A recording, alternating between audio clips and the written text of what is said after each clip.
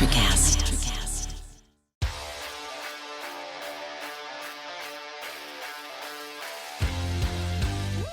Welcome into Missing the Point, everyone. Real BK Bob Kelly here with DK Sizzle. We're going to give you everyone a nice little preview into our degenerate lives. It's the NFL betting extravaganza here on Missing the Point. We're going to go over all things betting for the NFL season. You know, MVP awards, Rookie of the Year, Coach of the Year. We're going to go into some of the divisions, some long shots, some favorites we think could be chumps, pretenders. Who knows? We'll get into some good stuff here. How you doing tonight, DK? Doing great. I can't wait to figure out. I know how I'm going to lose my money, but like specifically how I'm going to lose my money. Specifically, the odds that I'm going to chase. This is the best time of the year, you know, because like everyone's got a chance, and there's no real bad bet at this point. You're either betting like, you know, tossing a couple bucks on what could happen, or you know, plus 8,000 on the Seahawks to win the NFC. See what I mean? That's what I'm saying, man. Like there's some outrageous ones that it could easily make a case for. I mean, maybe not the Seahawks plus 8,000, but well, you know, plus 8,000 is plus 8,000, man. Yeah. So you know, we'll just jump right into it. We'll start big and we'll work back that way, I guess. Or do you want to start small, work big? What do you think? I'm always ready to start big. All right. So you know what? We'll just jump right into AFC Championship and NFC Championship odds. Cool. So AFC, you know, if you look down this list here, obviously the Bills and the Chiefs up at the top stick out, plus 300, plus 500. But as you work down this list, man, I'm intrigued at what you think here. I'm looking at a couple of teams in like that plus 900 to plus 1,100 range.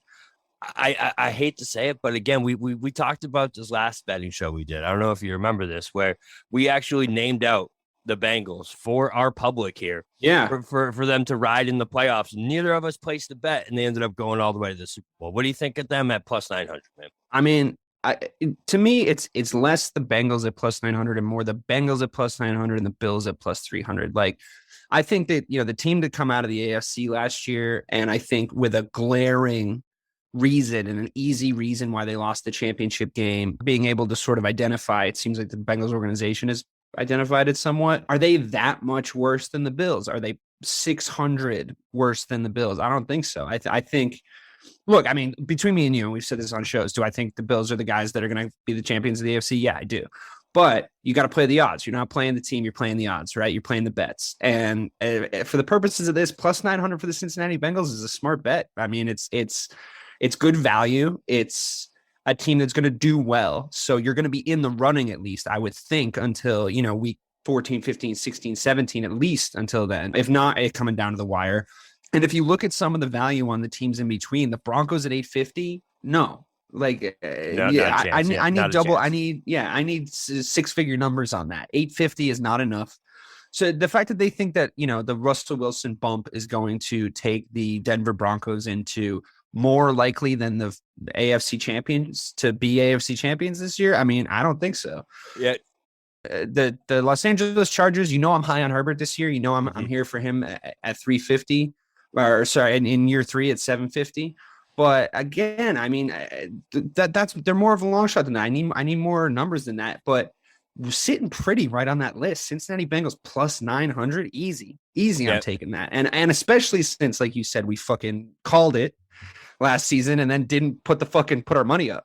Bro, that'll haunt me forever. Every time I watch that Bengals run from last year, I'm like, God damn it, we should have fucking. I'm not shying away from that. They were like plus 1,100 going into the playoffs to win the AFC Championship, right? 100%, yeah. Those are good numbers, and we said it to each other, and then we both got lazy and didn't place the bet. Do it. We could have had a nice steak dinner on that, but. Yeah, no, I think that's a great point, dude. The Chargers and the Broncos, to me, being that high in the AFC, that really jumps out to me as like, don't bet this. Like, if you're gonna do that, that's it's just not enough value for a team that the Chargers, both those teams didn't make the playoffs last year. That to me, that screams of volume odds changes. That makes me think that, like, maybe if we had looked at this 3 or 4 weeks ago, the Broncos would have been 1,100. I don't think Vegas is stupid enough to line out the odds on the Denver Broncos at lower than the Cincinnati Bengals, but if they get a lot of bets on the Denver Broncos, they're forced to, right? Because they don't want to like do these huge payouts that cripple their fucking little nefarious bookie market. So that to me smacks of Broncos Nation thinks they're gonna let's ride, and a lot of bets came in on the Russell Wilson assance or I should say up in Denver. But the air is thin up there, and that's not good for cognitive reasoning. So fuck your plus 850 Denver. Sorry guys. I don't think you're gonna be bad, but I mean look at their division. Their division's insane. Like to come out of the AFC, forget coming out of the AFC. I'd love to see them come out of that division. Because I said on record in the last show, I think they're going to be fourth in that division. So, we'll see, I guess. 3 out of the 4 top odds. I know we keep preaching on this on all these preseason shows. That division really is absurd. 3 out of the top 4 in the AFC are in the AFC West. Chiefs, Chargers, Broncos. A good transition, honestly, into. I'm not saying it's smart money, but it's a good price on the Raiders plus 1,800. Bro, plus couldn't agree more. Mm-hmm. Like that's a good price on them. I know their division's tough. I know they're dealing with the with the likes of the Chiefs and an obviously very packed schedule. But come on, plus 1,800. Yeah, I could see those. I could see those odds going forever in your favor if you put a few bucks on that. For example, they're level with the Titans. Like, but the Raiders being plus 1,800 and the Titans both being plus 1,800 doesn't make any sense because one's a smarter bet.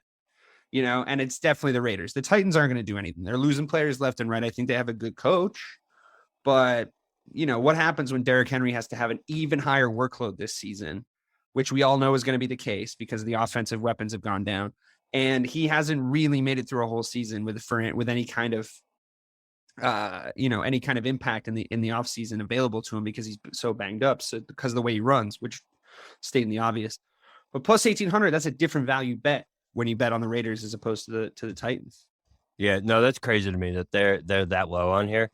You look at a team like I don't know when these were updated because the Browns plus 1,600, that doesn't make sense. They have to be lower than that at this point, right? Yeah, they got to be. He's coming back week 11. So 11. I guess that's really what you're banking on is that if you're putting money on the Browns, first of all, you're banking on a guy who hasn't played all season coming back week 11 and actually making a difference, and also them staying afloat during that first 11 game stretch. Which I know the North isn't great, but I don't know. It seems like a long stretch to me. Their division is weak, and I will say, like, as much as he's a piece of shit, and I'm not here to endorse like this dude is a human, I think there's been a little bit, if we're just talking just footballing ability, there's been a little bit of a short memory about how good he actually is, because it's very so he's very good. Yeah. He could come back week 11 and win them 6 games. It's possible. Yep. And if they're in kind of a half and half situation, look, we're talking pretty high odds here. I know it looks comparable sat next to, the plus 1,800s of the Raiders or the plus 2,200s of the Patriots. It looks decent, but it's still pretty high odds. If you're going to put a plus 1,600 bet down, I haven't won many of those in my life. I'll say that. So, true. I don't think the Vegas is going like, I don't know, they might do it. I think they're going like, it's a long shot, but he does come back week 11. So I don't know. Plus 1,600 makes somewhat sense to me. I do want to dive in here because this is a Boston centric podcast. The Dolphins and the Patriots both being 22-1, man. That I don't know. I don't know about that. First of all, they're both in the bottom 6 of the AFC, which jumps out to me. And I just don't. I don't think I would risk my money on either of those teams, even at 22-1. You know what I mean? I feel like that's just they don't have a chance in that stacked AFC here. So, a good theme for these shows, if we're going to give out any advice, and the thing that if I've ever done well in my betting career, you got to spot the stayaways, and you got to spot the, don't bet just to bet is the number one rule in this household. And spotting the stayaways means it could be great, it could be terrible. And plus 2,200, yeah, maybe it's long odds and maybe you get paid back, but you're basically giving your money away. The idea is you don't know what the Patriots are going to look like. You really don't know. Like, anyone who tells you what they're really going to look like, anyone who tells you they're sure of their record next season is lying to you.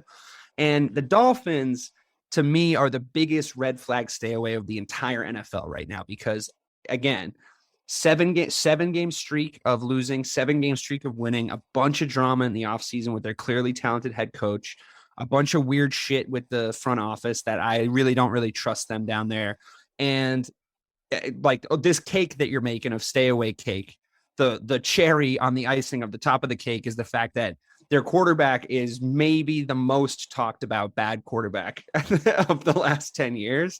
And he's bad. He's not good. He's not going to win you the AFC if you get, so you're handing your money off. I know it's fun sometimes to like pop in $5 on your favorites betting app and see what plus 2,200 to give to you. But I mean, it's not, you're not getting the $5 back. And if you live your whole life with it's only $5, you're going to end up in a lot of debt after a while. That shit adds up. So stay away from those bets. I agree with you. That's such a, that, so that's, I want to relate this kind of to fantasy too. If you're thinking fantasy, you're spending a high first round draft pick on someone, you're doing it because of the known, because what you know to be true and the guarantees of taking someone like right upside, exactly yeah when you're doing a late round flyer, you're doing it because the upside, they don't have too much guaranteed in the tank, but at least there's value. Some upside. It's a value Right. It's a value-based system. Yeah, either of these teams, neither the upside outweighs that unknown. No, their downside's way higher, both of them. Yeah. Other than that, I mean, I don't know if there's much else to talk about in the AFC. There's one thing I'd love to talk about. Because go ahead. There's a great price on the Pittsburgh Steelers. I knew you were going to do it. I knew it. a plus 4,000 on the Pittsburgh Steelers is, I feel like, perfectly fine. I feel like they're way undervalued at plus 4,000. Do I think, again, you got to think about this logically. Do I think the Steelers are going to win the AFC? No. But at plus 4,000, if you're giving me those kind of odds, fuck, man, like, why not? Why not take a fucking flyer for $1 on the Pittsburgh Steelers winning the AFC next season? I mean, that's something, I mean, it'll be a lot, but I think the Mitch response is real. I think Mike Tomlin, like we discussed on the prediction show, has never, ever come in under 500. I think that the worst thing about the Pittsburgh Steelers last season was their quarterback. The thing that they clearly, glaringly needed to fix the most was their quarterback. Mm-hmm. I think they're a fucking highlight weapon factory on offense over there. I think they probably have guys we haven't even like really done any research on that are going to have breakout seasons like every season in Pittsburgh. And I think Najee Harris is going to be a top 5 running back this year. And I think that all of your fantasy drafts are going to reflect that. So why not take a punt on the Pittsburgh Steelers? They got a good fan base. They got a good home, the home field advantage. They don't have that bad of a schedule this season. And I think they've improved the quarterback. I mean, I know anytime you have a quarterback committee in the preseason, it's a bad sign. It's a red flag because usually you're having 3 mediocre guys go against each other, or 2 mediocre guys go against each other.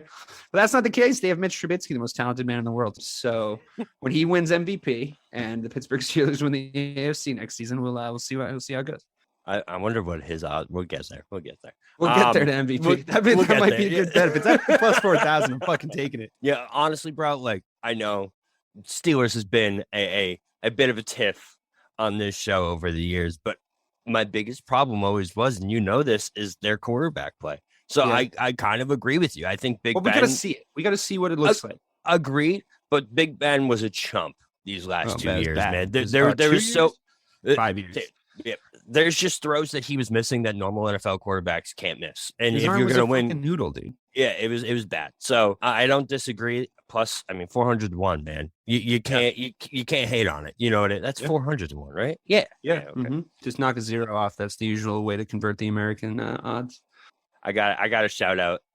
Texans at 1,500 to 1 is kind of hilarious. Like 15,000. Or plus 15,000, 1,500 to 1. Yeah. Yeah. 1,500. Yeah. I saw a meme the other day that was like, Lovie Smith got fired from Chicago, went to Illinois, posted a losing record at Illinois, came back, led the Texans defense to 27th overall in the NFL to 31st overall in the NFL. And now he's their head coach. I mean, I love Lovie. I got a long history with him. He led the Bears to the Super Bowl. I always loved how calm he looked. We used to joke, like, when it would cut to Lovie Smith, I would do like a little voice where I'd be like, "What? What's everybody doing? What's going on?" It would like the camera be focused on. He's like, "Oh shit, we're at a football game."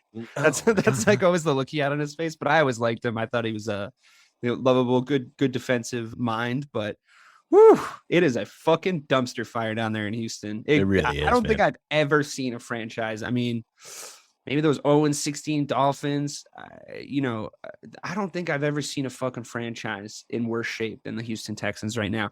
They might need to start thinking about relocating again. I know they're the newest team, right? They're still the newest team, right? What were we in, like, sixth when they came in? Yeah, they beat the Cowboys their first game ever. Oh, really? Yeah, but they weren't good for years and years and years. They got good. They fell off at the most rapid pace I've ever seen in that fucking franchise. Like, they might want to think about going to I don't know, being in a second San Francisco team or something. It doesn't work. It doesn't work in Houston. That first round quarterback that just needs to go find somewhere else. It's just Houston needs to go find a new city at this point. It's bad, man. They're cursed. I don't know what's going on down there. So, what do you think? We go AFC divisions, or you want to head over to the NFC? Let's do the NFC because I want to talk about how I really like your Cowboys at plus 800. Yeah, I was thinking that actually. So honestly, we'll just list off the first couple. So we got Bucks plus 325, obvious favorites. Actually, that's not obvious. That's surprising. I think that's a wild wild level of odds. I don't think they're going to be as good as people think. Rams plus 450, Packers plus 500, Niners plus 700. My boys at plus 800. A couple other notables. Eagles plus 1100. That's really it. I mean, Cardinals 14. Cardinals 1400. Not a bad point. Yeah, that's not bad. Other than that, man, I mean, there's a lot more. Everyone's closer together than in the AFC. That's for sure. I don't think there's that defined line where you're like, well, the NFC just aren't as good, are they? Yeah, there's not as many good teams. With the stacked division in the in the AFC we just talked about, like we don't have anything like that in the NFC. I think a lot of these divisions got worse. Notably, my Bears in the NFC North. I think that whole division got markedly worse. Even looking at the Green Bay Packers at plus 500, like I feel like there's years where you could almost lock up the Green Bay Packers winning the NFC. And maybe they go and fail in the playoffs or whatever, but there's years where it's like it's always a good value bet to say that the Packers are going to have the best record in the AFC. Like, it's always a good value bet sometimes, but I don't know. Like, now plus 500, no weapons. Aaron Rodgers prefers to do ayahuasca than watch game tape. Like, he's doing fucking podcasts and he looks skinnier than he should. And I don't know. I don't try. I mean, I know I say this every year. It's wishful thinking, but I'm not putting $500 in the Green Bay Packers. And quite frankly, plus 700 on the 49ers is also pretty low. I would need higher, especially with the unknowns at quarterback with them, man. When I mean, they fucking signed Jimmy G to another year. It's like, good God, man. It's like your boyfriend you can't break up with. I feel like Joe Malkin, our podcast, one of our 6 podcasters, is secretly the GM of the San Francisco 49ers because he has a full fucking man crush on Jimmy Garoppolo. And apparently so does the fucking GM of the 49ers, because what is he still doing there? It's just, it's blasphemous that you would spend all this draft capital on a quarterback, hand him the keys to your team. 2 years ago, though, like 2 years ago. But they actually in the preseason said, this is Trey Lance's team. And then secretly, not even secretly, publicly be like, but also we're giving Jimmy a key too, just in case you fuck up. Jimmy G fucking rolls in his wheelchair, rolls in his fucking wheelchair, and he's like, I'm still here, fuckers. Yeah, it's unbelievable. I like those Cowboys at plus 800, though. Honestly, I really do. I think that's just speaks to me. Something jumps out at me, that plus 800. Like, I know the history. I know the things. I don't know if I want to hitch my wagon to it, seeing the pain that you go through, but man, plus 800 for the Cowboys with the talent that they have on paper. If you're like taking away context, if you're taking away the stuff that like usually makes you kind of run away from the Cowboys, it's put up or shut up year for Dak. It's full on put up or shut up year for Dak. Who is Dak is the question this year. Is there downside stuff at running back? Yeah. Is that committee a little messed up? Yeah. But like, if they're just a little ballsy about it and they just make Zeke RB2 right off the fucking bat and they just say like, this is what we're doing.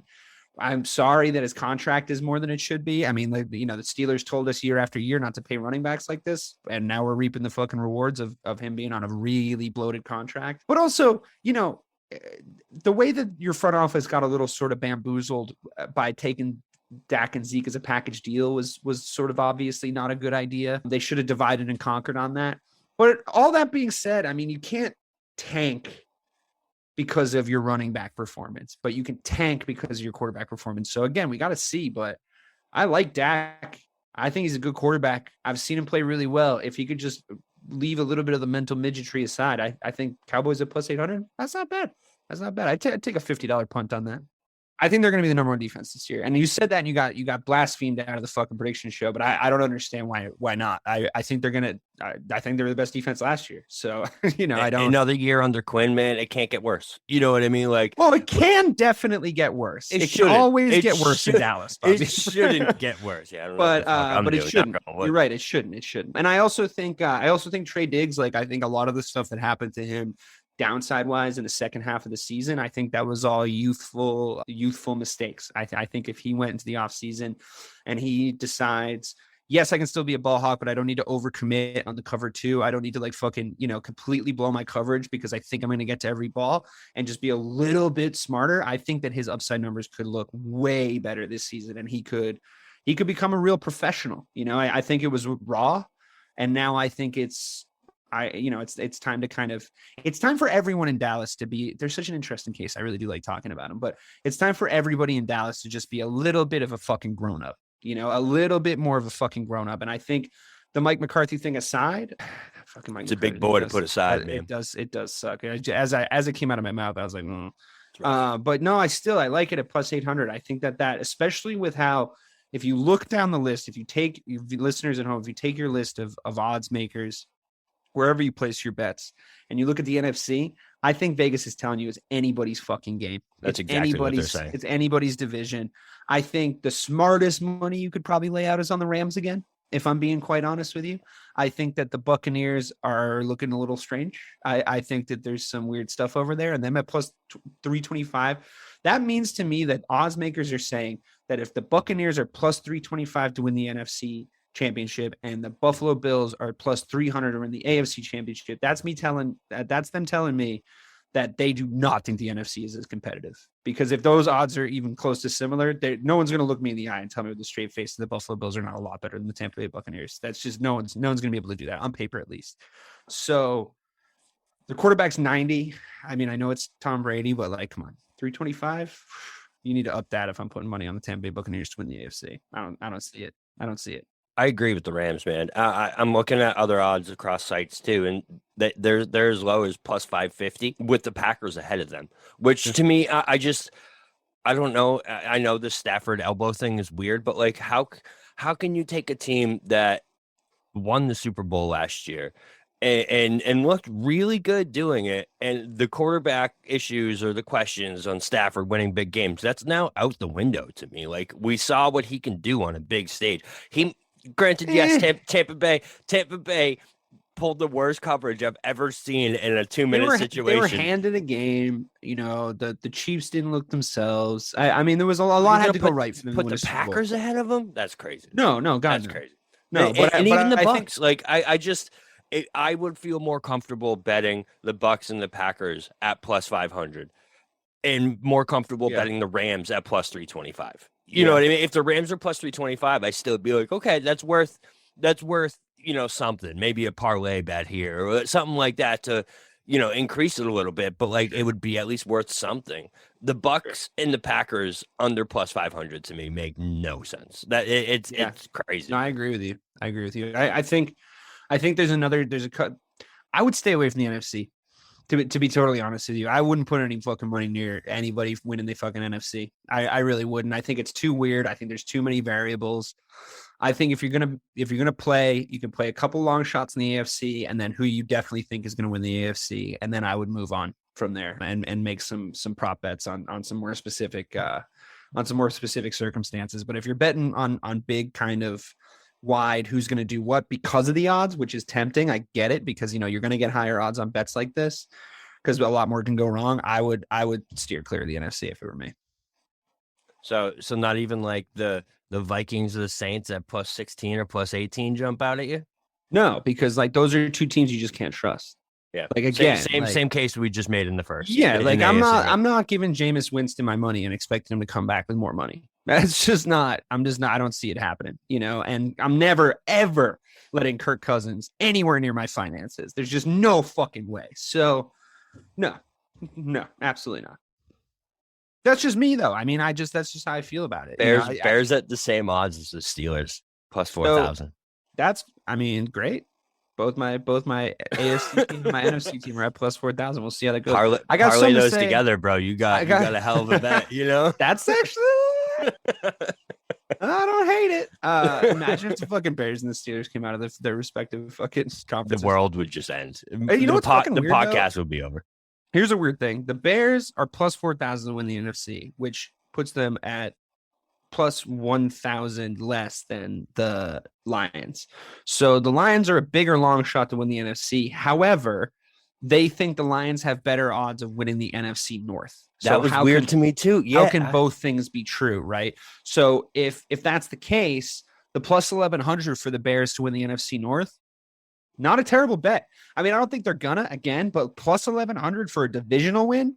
You know what I mean? Like it's just between them and three other teams. Like that's it. Yeah. Again, I don't think they're gonna, but like plus 1,100 in comparison to the plus 4,000 of them winning the whole NFC, way better value for your money, if you ask me. So let's transition that right over to the divisional odds then. Great. So we'll I just kind of want to touch on a couple parlays that I was looking at because this is where I like to get crazy because I'm like, well, this favorite with this underdog, Sure. I kind of like, so I think the Bucks to me are such a chalk, minus 275. I think that's good odds on something that's pretty guaranteed, if you ask me. Like I don't. But you gotta marry it with something, like you said, or otherwise you're not getting anything really out of it, right? So I'm thinking, shoot over to the AFC, a little underdog here, one that we already talked about in the AFC odds in the Las Vegas. Bengals. I'm thinking the Raiders.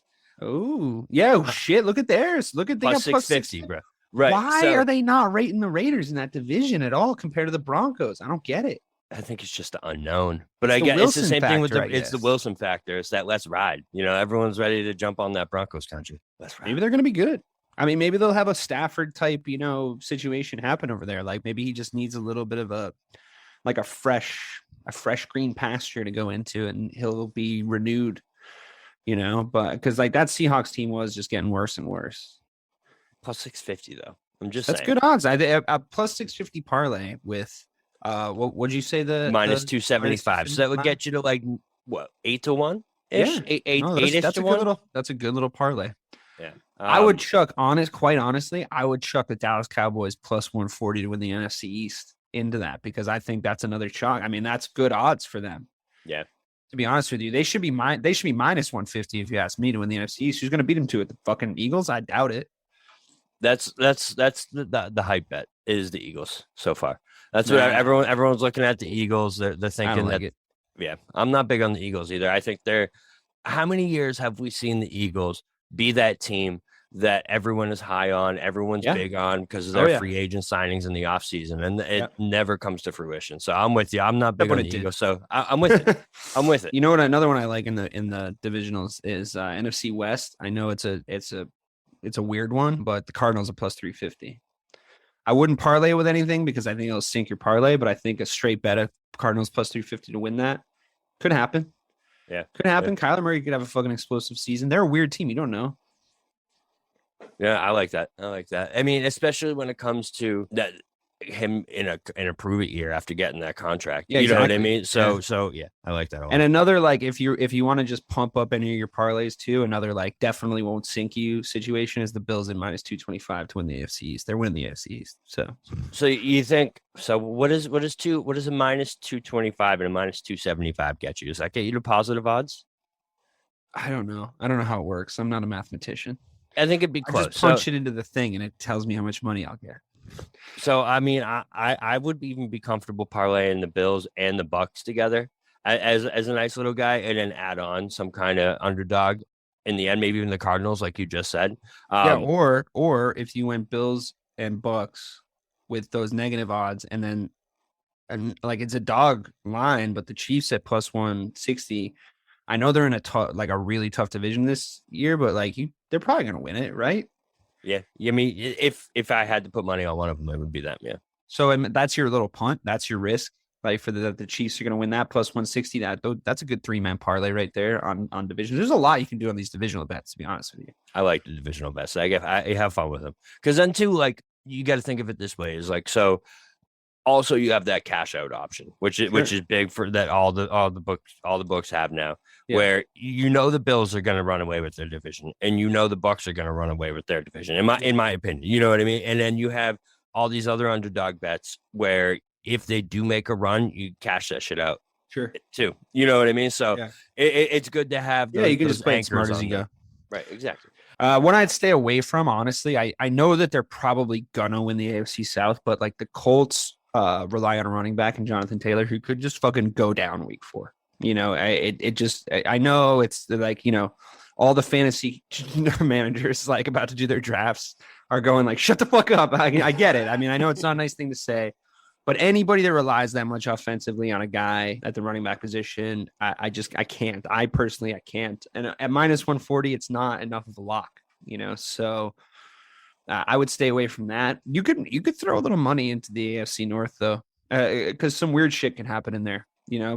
All the odds are kind of floating around each other. The Steelers have the longest odds of plus 900. Why not? Fucking why not? I mean, to me, I think they're way closer to the rest of that pack than what that's leading on. Yeah, you know what I mean. Like if you still think have a great about coach, you got to think about that. If you get average quarterback play from the Steelers last year, listen, they were a playoff team with significantly below average quarterback play. Definitely. Like there's no beating around that bush. So if you get average quarterback play, I really think that they could be in there. Sure. Absolutely. You want to jump over to MVP? Yeah, that's where I just clicked. You read my mind. That's what I'm looking at right now. There's some interesting ones over here. There is. Dak at plus 1,300. I like. I mean, I know I've been high on the fucking Cowboys, but plus 1,300 is good for a guy like that. He could. There was a few weeks last season, and I keep fucking hammering this point home, and I know everybody's got this Cowboys thing, whatever. Maybe it's because I'm not a Pats fan.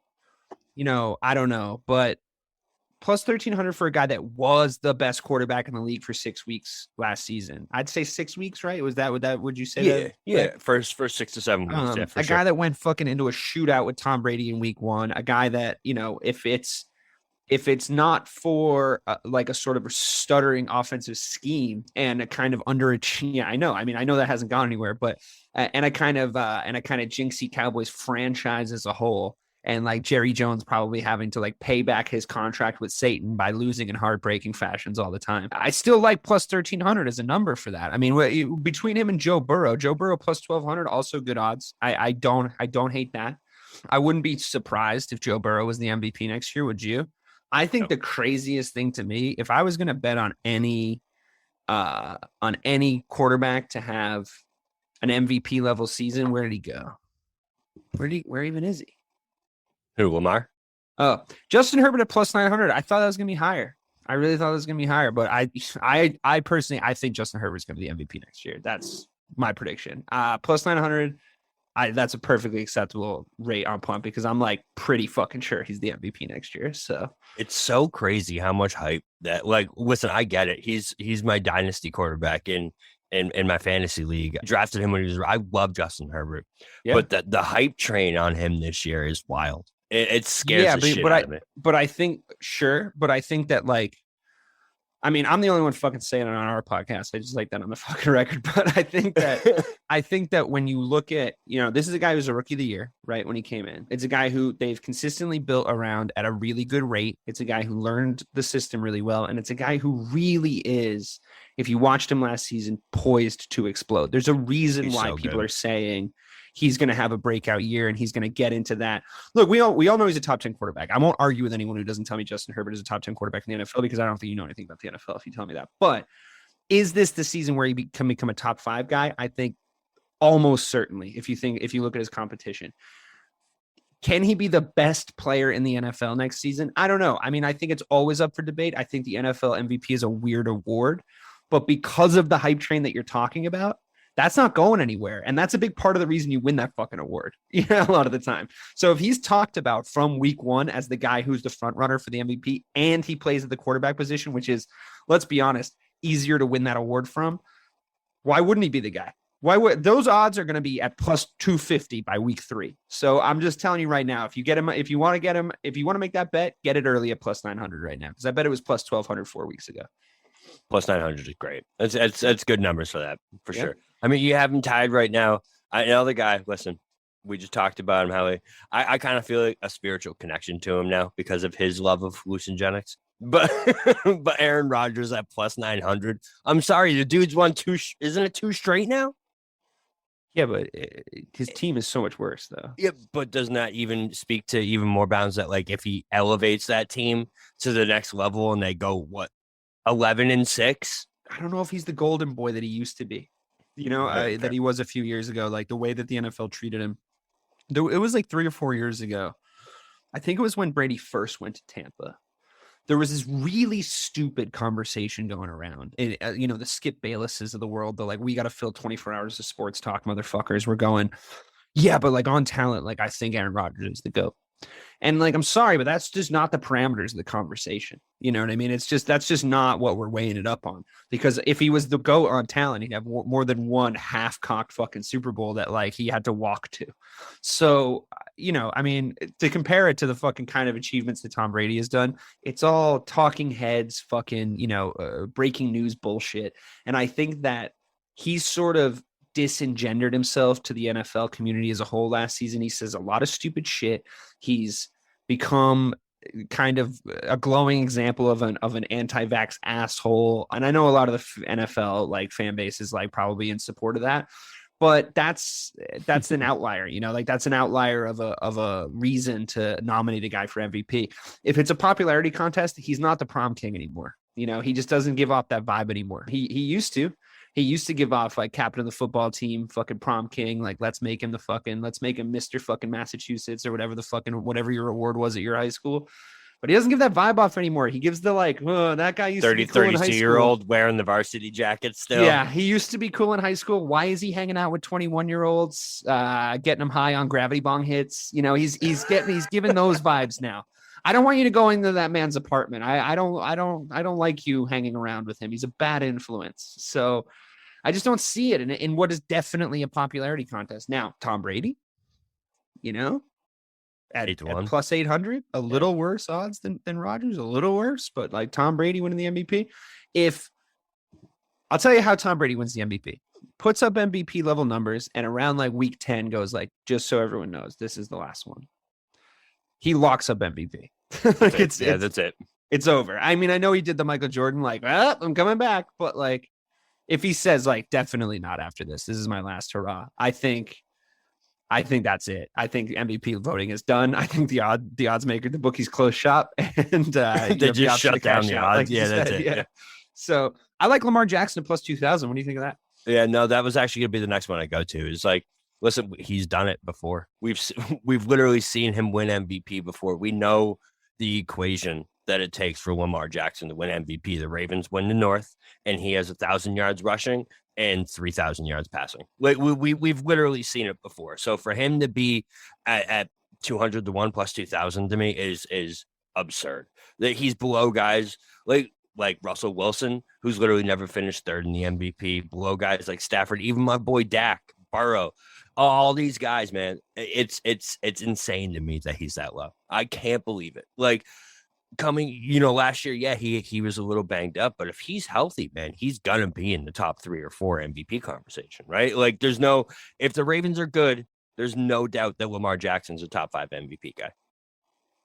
So yeah, it just seems especially with the kinds of numbers he can put up, like he can do it. He can do it all in theory. I know people have their opinions about his arm, but I think there's games where he puts up absolute fucking fire. So I think his top ceiling, his top end is such that if he kind of gets to it on a consistent basis this year, he could be an early front runner, like we talked about, which is a lot of times the guy that wins in my memory, right? Like the guy that people kind of decide is going to be MVP by week 4 or 5 if he keeps it consistent, it usually is him, right? So also, it's the same kind of conversation in every sport, but is it the most valuable player to the NFL? Is it the most valuable player to your team? Is it the best player? Is it the best player like on paper? Is it the best player on the eye test? Lamar Jackson's a guy where if you plucked him out of Baltimore, we would be done talking about Baltimore. That would be the end of it. So I think that the kind of dynamism, I think there's other examples of that, don't get me wrong, but I think that the dynamism, the things that he brings to that team and the things that he's super entertaining. I when people shit on guys that are just like fun to watch, when it's like not your team and it's like you can just look at it neutrally, it's just like, why? He's fun. Like, who cares? Like, him going to take a shit was fun. Like, him fucking putting up numbers is fun. Him scrambling is fun. Him throwing interceptions is fun. I don't give a shit about the fucking Ravens. So, great. Fuck it. Let's just watch him. Like, let's just watch him do his thing. I think plus 2,000 is a good little bet. To be honest with you, I think he's got the skills. I had Lamar last year. My fantasy team name was Going for Two. Right? It was a little weird. It was a little weird, that whole situation, and he is kind of a weird guy. And I can't really get a read on him, but plus he's fucking talented. He's fucking talented. He's athletic. He's getting better, and he's put up a lot of like, this is the fucking year kind of like workout videos and shit. So like, if you're one to believe those, put your money on that 2,000 plus 2,000 fucking long shot. The Ben Simmons videos. Not the same as that.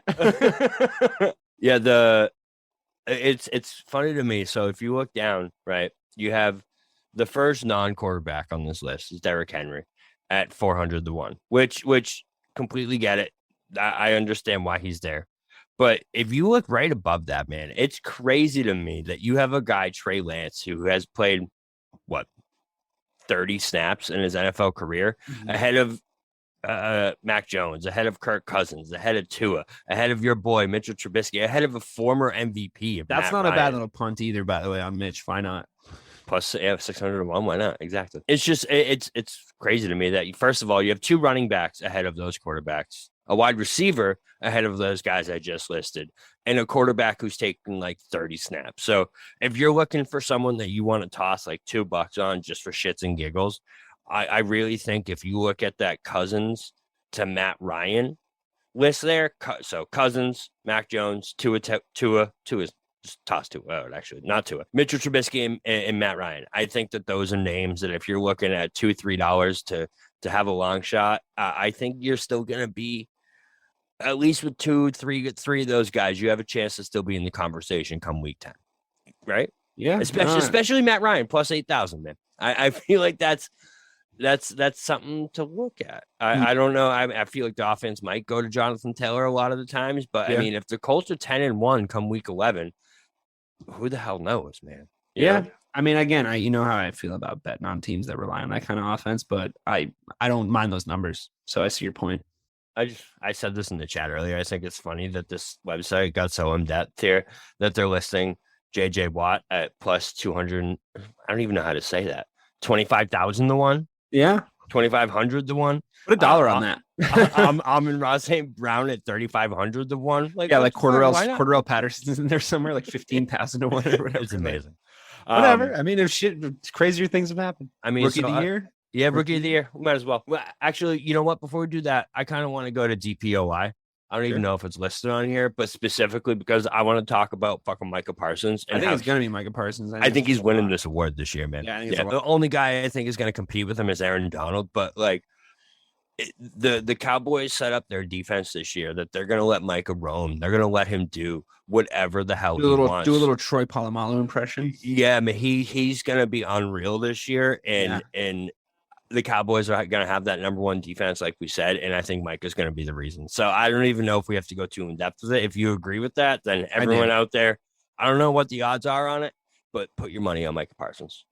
Yeah, I mean, unless he goes down, then it's probably going to be Aaron Donald, or it opens up. I think it opens up the floor if he gets hurt. But yeah, I can't really think of anybody that would. I guess like TJ Watt, might be in the conversation. Like, is Von Miller still in the conversation? Like that like you might get some odds on that, but no, I mean, just sitting looking at it, I think it's Micah for sure. Yeah, for sure. I'm trying to look it up, but screw it. We're going with Micah. So offensive rookie of the year. We'll jump over that. Kenny Pickett leading the way, man. Yeah.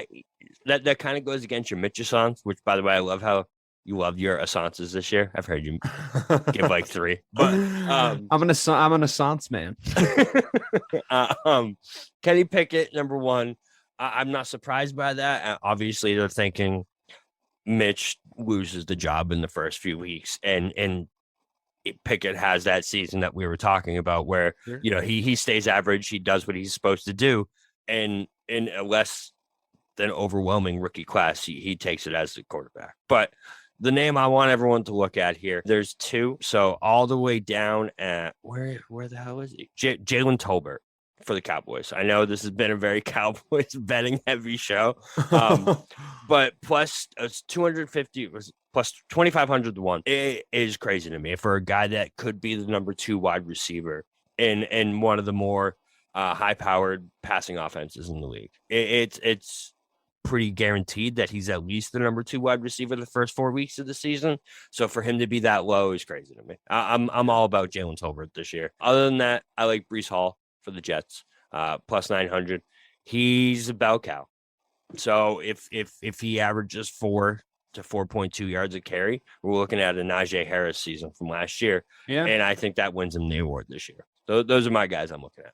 Yeah, I like the Garrett Wilson call. George Pickens, not a bad call. Any wide receiver you like odds on. I think they have a better chance of winning Rookie of the Year than a lot of offensive Rookie of the Year than a lot of other guys. They're the long they stick out so much more. Yeah, they just do. I mean, and also like if you can make a case for Rookie of the Year with a terrible quarterback from the wide receiver position, I think that oftentimes boosts your chances. But no, I like all those calls. I think Kenny Pickett. I think Kenny Pickett at plus 700 is a risk because he's not the starter. So if you're betting on that now, I don't love it. Yeah, Breece Hall, good, decent bet. I think you're probably right, to be honest with you. I think we talked about stayaways a little bit earlier. I feel like the NFL Offensive Rookie of the Year is kind of up in the air here. I think there's a lot of guys with sort of equal chances to win it, and we kind of.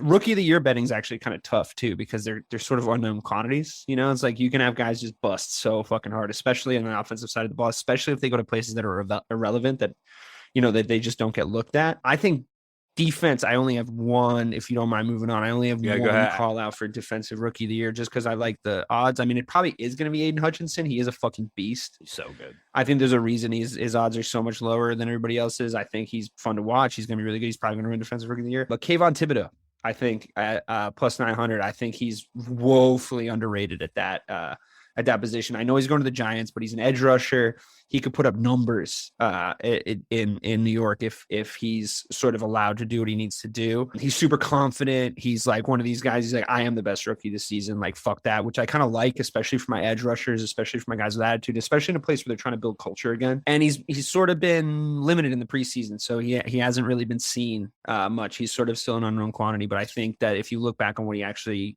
has accomplished throughout his amateur career and his semi-professional career, I think he's got a great name. He's got a great football name, and I think that at plus 900, that's a great bet. I thought he was going to be closer to Hutchinson, to be honest with you. I thought he'd be a couple hundred away from him, but at plus 900, those are great odds. Really, really great odds. I think that there's a really good chance he wins it.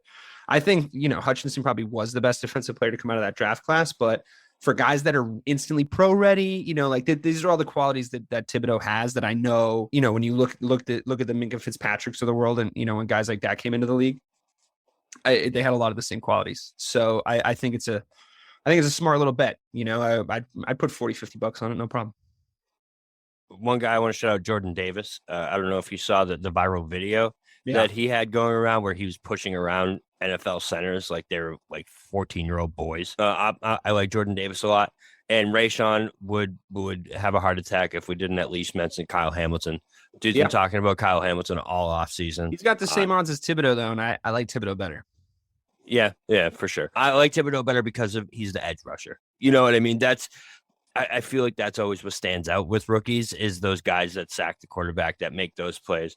Because listen, Kyle Hamilton can have a great season, but he's not going to stand out as much as someone who has 13, 14 sacks versus like two or three interceptions. So I'm with you on that for sure. By the way, if anyone's yelling at their radios or earbuds or whatever right now, the fact that we haven't mentioned Trayvon Walker, he fell off for me in the preseason. I feel like something's up with him. I know that he being the first overall, or being the first pick is kind of a death sentence to me especially when you go to a team like Jacksonville and you have a weird preseason and like a lot of strange things happen. I mean, I think he got a sack in the preseason, but I don't know. I know he's a rookie, I know it's expected to be up and down. They're playing him in different schemes and stuff, but he just didn't look the part to me. So, I mean, I could be wrong. I'm happy to be wrong about him, but he's in Jacksonville again. So I don't know what that defense is really, what their identity is or what they really look like. So if anyone's wondering why we didn't shout him out, he's at plus 650. It's not a terrible bet, but it's not enough for me to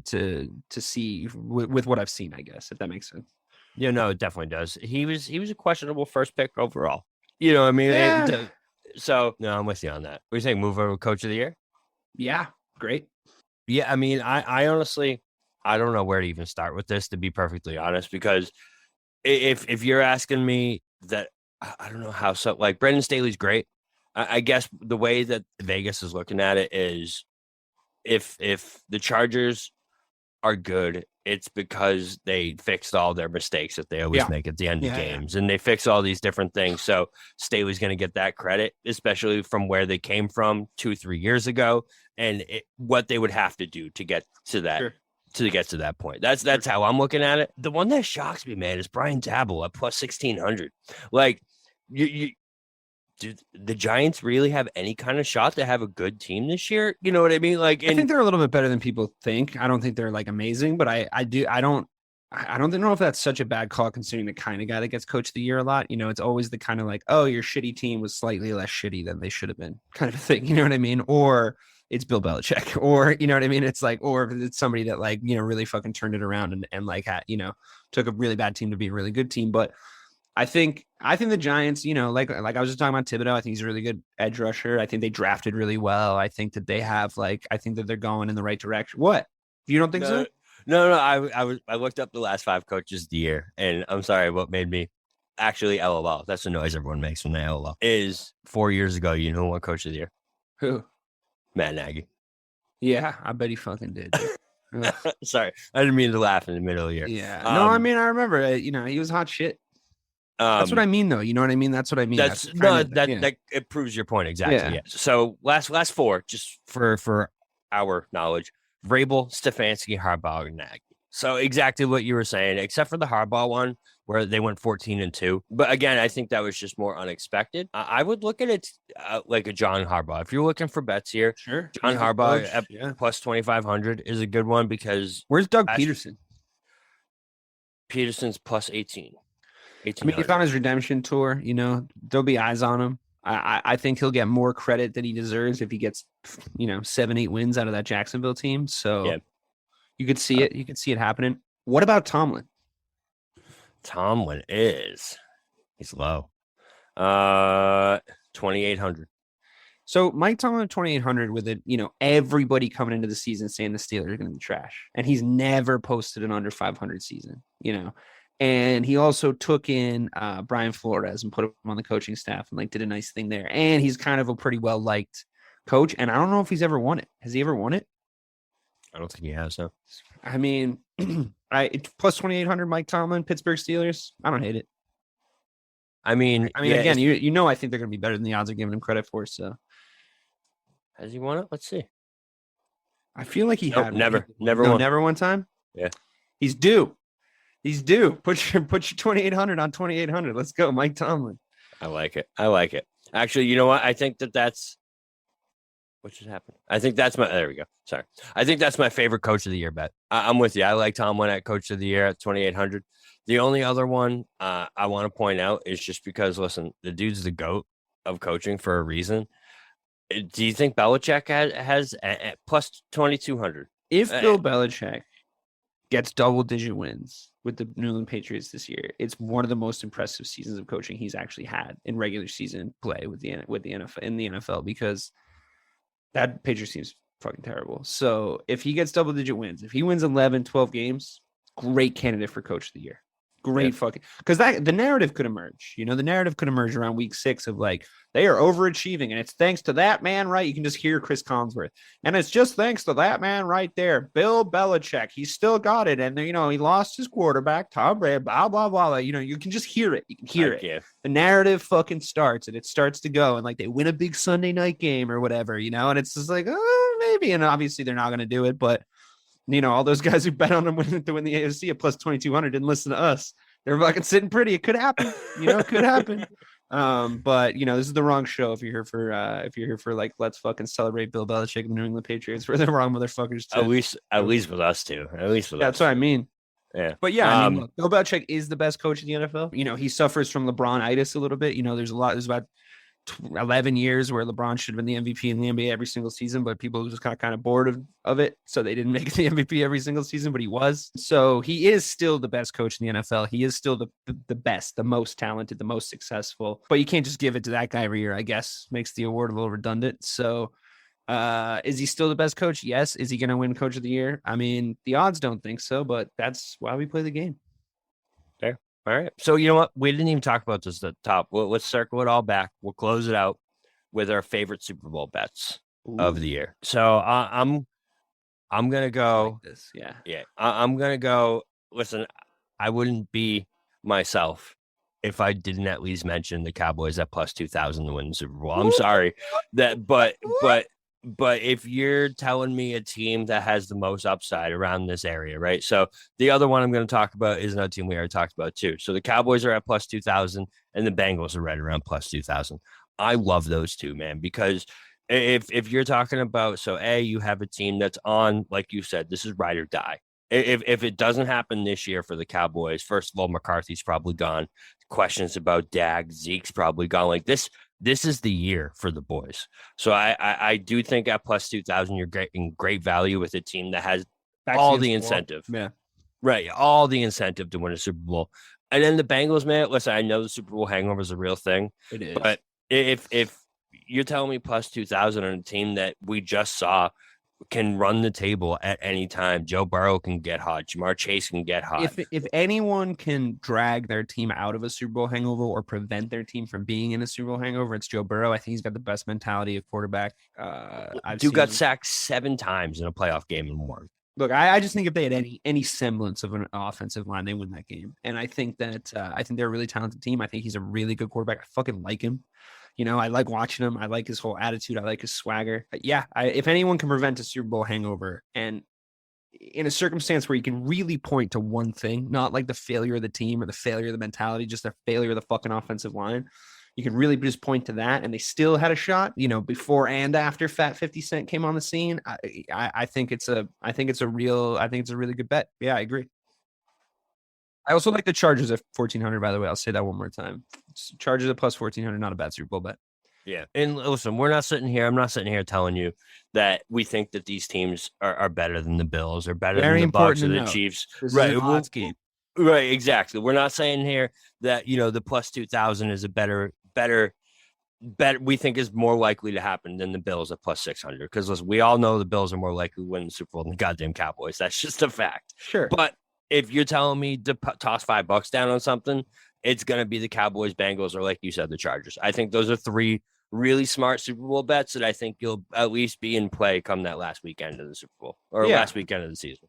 Yeah. And I don't think we've advised you to take put your hard-earned money on anything that's definitely not going to happen. You know, like these plus 35,000s, like there's a reason that those odds are those odds. Like it's not going to happen. It's just not going to happen.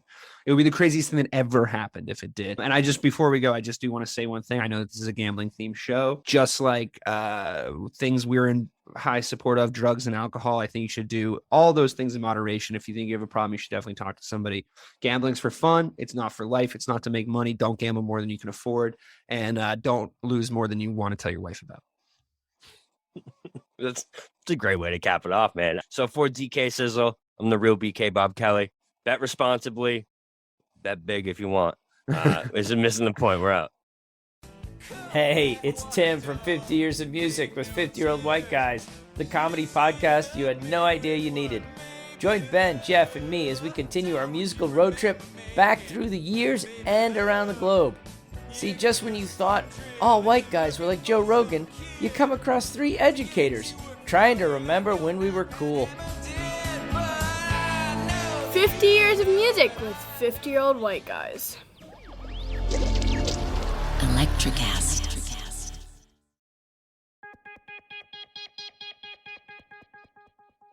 Step inside the marketing mirror to uncover marketing secrets, discover gems, tactics, lessons, and campaigns you can use, next gen or fundamentals. Grab the marketing magic to improve your marketing and win more business.